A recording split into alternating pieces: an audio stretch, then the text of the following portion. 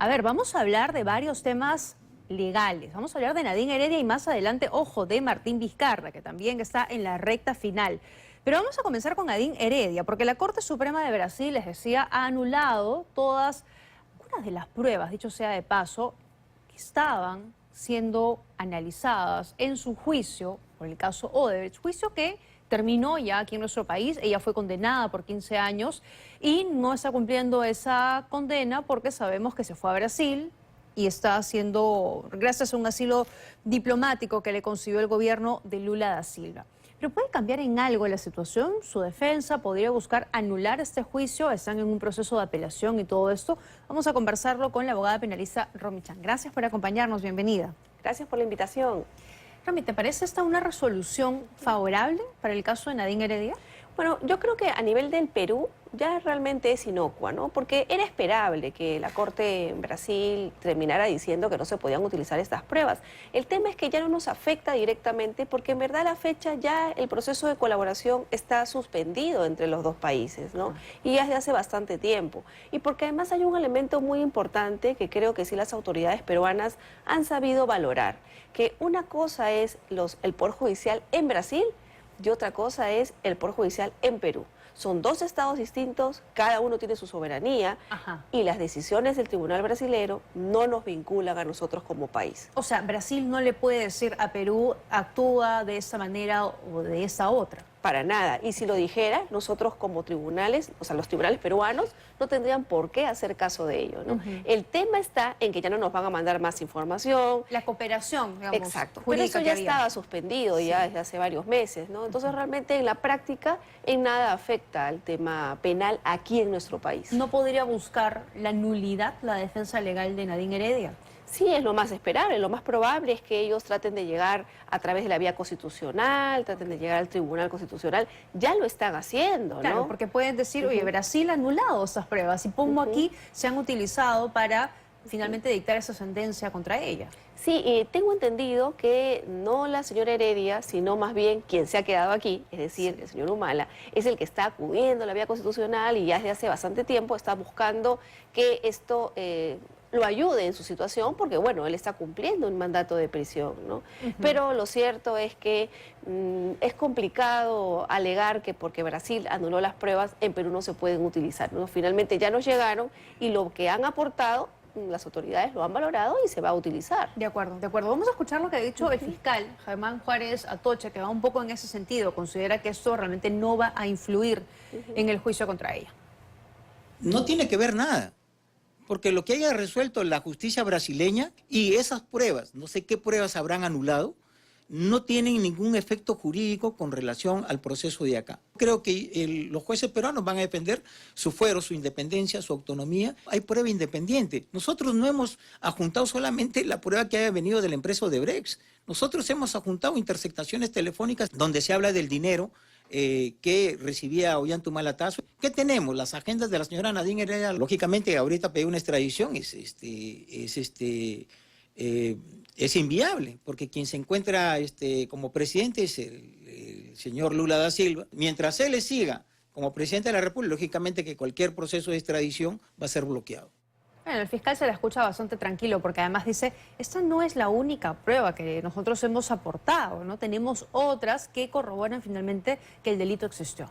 Exacto, o sea, básicamente el tema en discusión en Brasil es el uso de los servidores MyWebDays, me parece, Hidroifus, ¿no? Que es el que, exacto, ¿no? Que es el que trae todo el tema de los codinomes. Claro, pero donde se establecían las coimas, ¿no? La famosa caja 2 de Odebrecht y todo eso. Exacto, pero es correcto lo que dice el fiscal, no es la única prueba que se ha valorado en el caso, y en este caso ya hay una sentencia condenatoria, o sea, para el Poder Judicial peruano sí ha habido suficientes elementos que destruyan una presunción de inocencia, que permitan establecer que sí hay culpabilidad en las dos personas. Lo que pasa es que la señora Heredia, pues claro, no puede cumplir la pena porque se ha ido a asilar a Brasil, ¿no? Claro. ¿Y esto, digamos, podría beneficiar a otros casos? Digamos, podría que todavía no se han resuelto. Bueno, en la medida en que ya se ha tomado una posición, por así decirlo, respecto al uso de los elementos de prueba, en este caso, yo creo que poco va a impactar en otros casos, ¿no? Porque ojo que esto de los servidores nunca ha sido la única prueba en ningún proceso, en ninguna investigación, ¿no? Es cierto. Entonces siempre han habido otros elementos que corroboran de alguna manera lo que se venía mencionando en el tema de los codinomes y los servidores, ¿no? Entonces yo creo que no va a ser contundente o determinante en otros casos tampoco. Y ya que mencionas, Nadine Heredia no está cumpliendo esta sentencia, está asilada en Brasil, ¿esta decisión puede tener algún tipo de impacto en la situación legal que ella tiene en estos momentos? No, o sea, no va a generar ningún cambio respecto al asilo que le han dado, porque Ajá. al contrario, ¿no? Si hubiera algún tipo de efecto, más bien sería positivo para ella, porque ella está en Brasil, ¿no? Okay. Pero lo cierto también es que no la va a ayudar en su lucha por tratar de eliminar o anular la sentencia que ya existe en su contra, y bueno, va a tener que, si quiere permanecer en libertad, va a tener que permanecer en Brasil. Ok, bueno, en tanto Lula da Silva también siga en el gobierno, ¿no? Después Por supuesto. no sabemos la historia. Entonces, se supone que más adelante Perú tendría que ir por la extradición contra Nadine Heredia, digamos. ¿Esto también podría jugarle a favor, en contra? Va a ser muy difícil, ¿no? Porque en la medida en que ya le están considerando como una especie de perseguida política, Brasil jamás nos concedería la extradición. Es más, por eso es que le han dado el asilo, ¿no? Entonces ahí estamos en una situación bien complicada, por no decir imposible, ¿no? O sea, traerla a ella es lo mismo que pretender traer a la señora Elian Carmo. No son las mismas condiciones, la señora Elian Carmo es más complicada, ¿no? es que, claro, ellos no extraditan nacionales, ¿no? Pero en el caso de la señora Heredia, mientras esté el señor Lula da Silva como presidente, Ajá.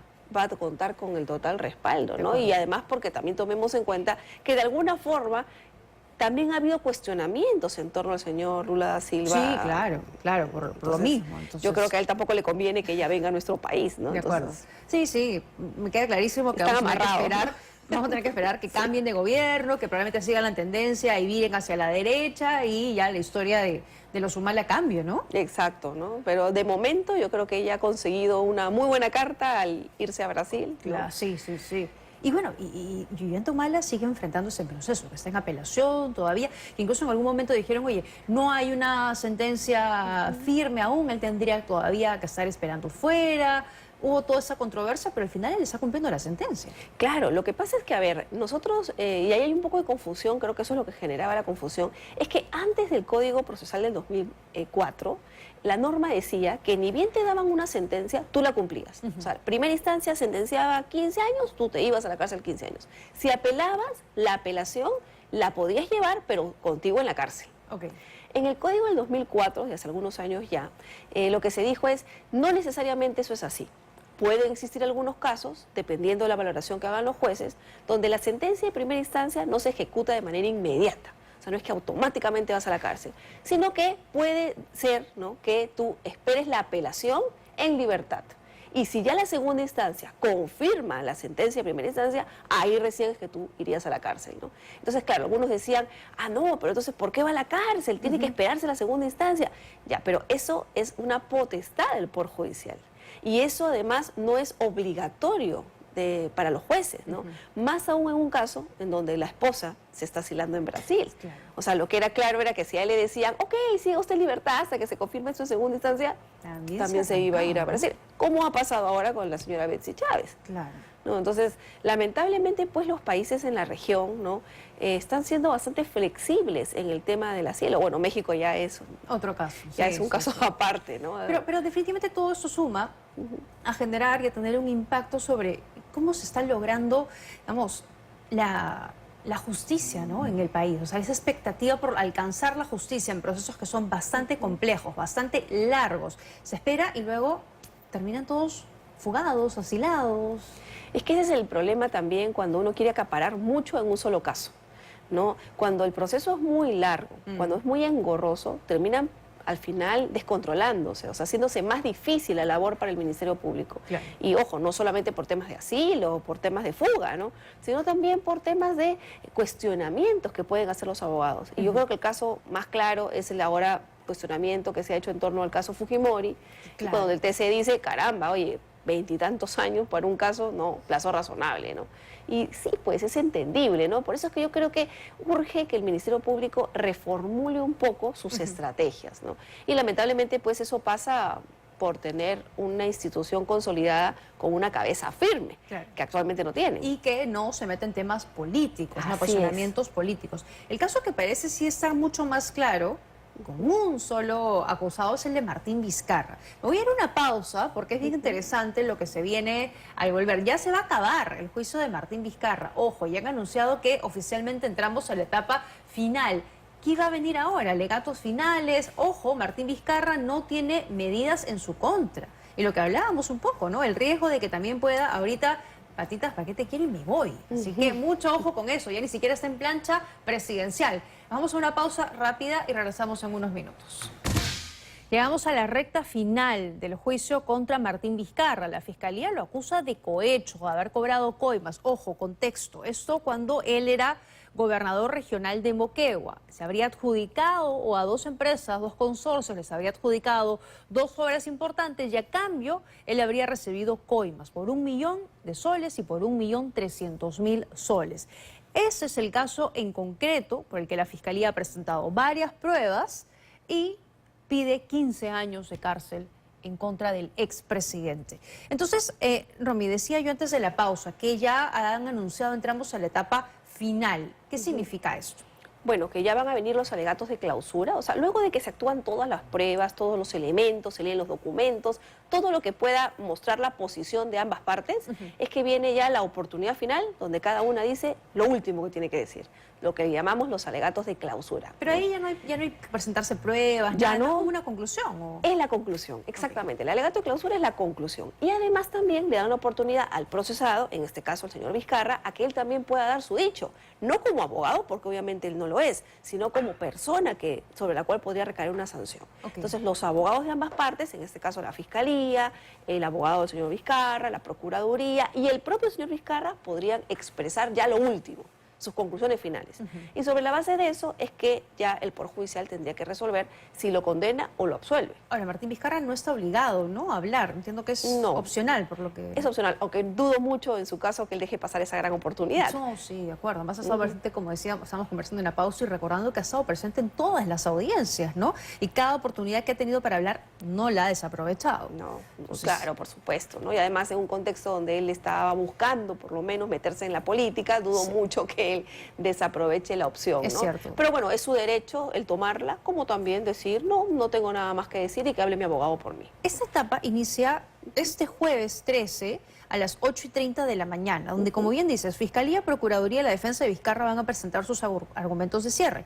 Pero hay una siguiente audiencia el jueves 20, donde se han programado los alegatos finales de los terceros civilmente responsables en este proceso. Así es. Lo que pasa es que acá hay dos partes, ¿no? O sea, mejor dicho, dos personas que podrían responder. Una a nivel penal, que en este caso sería con la pena, que sería la sanción de cárcel, ¿no es cierto? Pero también hay algunos que se consideran, se habrían visto beneficiados, por así decirlo, que normalmente son empresas y que son llamadas tercero civil responsable. ¿Por qué civil responsable? Porque si bien no van a ir a la cárcel, no van a responder con la pena de cárcel, sí tendría que pagar la reparación civil, que en este caso el Poder Judicial conceda a la Procuraduría si condenan al señor Vizcarra. Entonces también tienen derecho a decir, oye, yo no estoy de acuerdo con esa sentencia o con que se sentencie al señor Vizcarra o con que yo tenga que pagar algún tipo de reparación. Claro.